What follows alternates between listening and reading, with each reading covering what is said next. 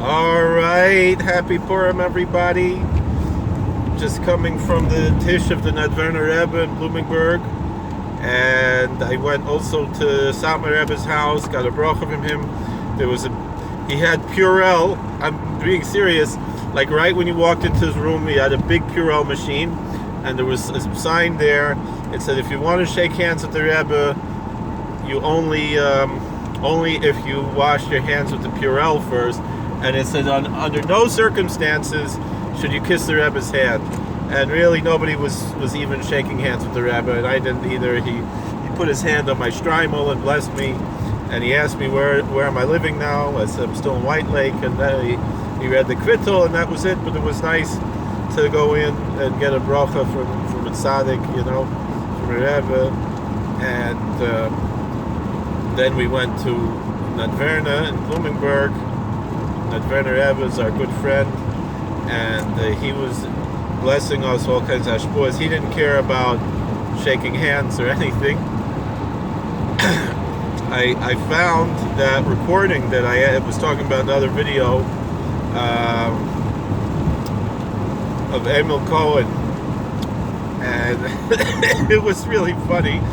And then there's the other one where he was translating to Gettysburg Address. It was also funny. So, all right. So we're heading home, and I washed already there in Bloomingburg, but we'll have the Sita there at home, and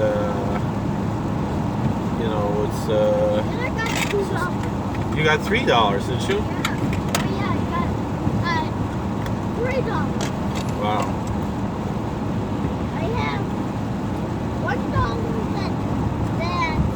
that's a quarter, and another that has a $1. Whose picture is on the $1 bill? Yeah, and who's on the $2 bill?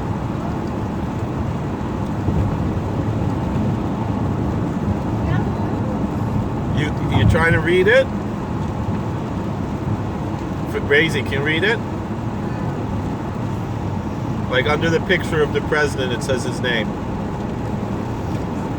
They were both from Virginia. Washington was from Virginia, and this one's also from Virginia. You read that yourself, or Razy told you? Oh, okay. And what's on the back there? They're signing what?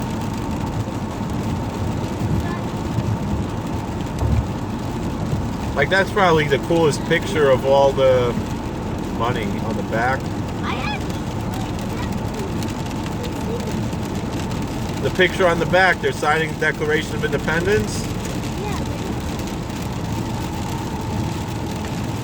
Isn't that a cool picture? Who's in that picture, Razy? You recognize?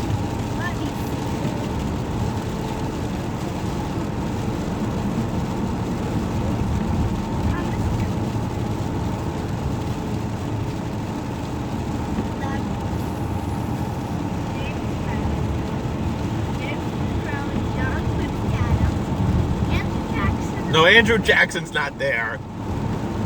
I don't think John Quincy Adams is there either.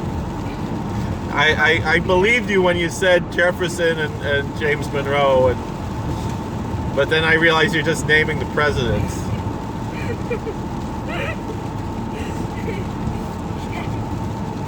Thomas Jefferson hated Andrew Jackson.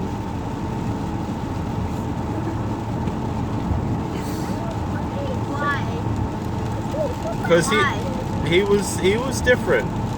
He was different than the presidents before him. Although, like Jefferson, he wasn't much for all the pomp and circumstance of the presidency. But Jefferson would come to meetings in his pajamas. He hated being president. And why did he run? I think he was the best man for the job. One time JFK brought people from Mensa, the Genius Club, to the White House. So Kennedy said to all the geniuses who were there, you know, it was a whole bunch of geniuses. He said, "This is the most amount of brain power and intelligence, you know, smartness that is been in this house since, or in this room since Thomas Jefferson sat here just by himself." I mean, and kind of like Commissioner in Pirkei Avos says, you know, if who was it, Rabbi Elazar ben Harkanis, Machrias Kulam, like the Chochmah of Thomas Jefferson was bigger than all the geniuses, you know, from the 1960s who were there with Kennedy. Jefferson was a very smart person, very wise. I don't know, he's one of my favorite presidents, really.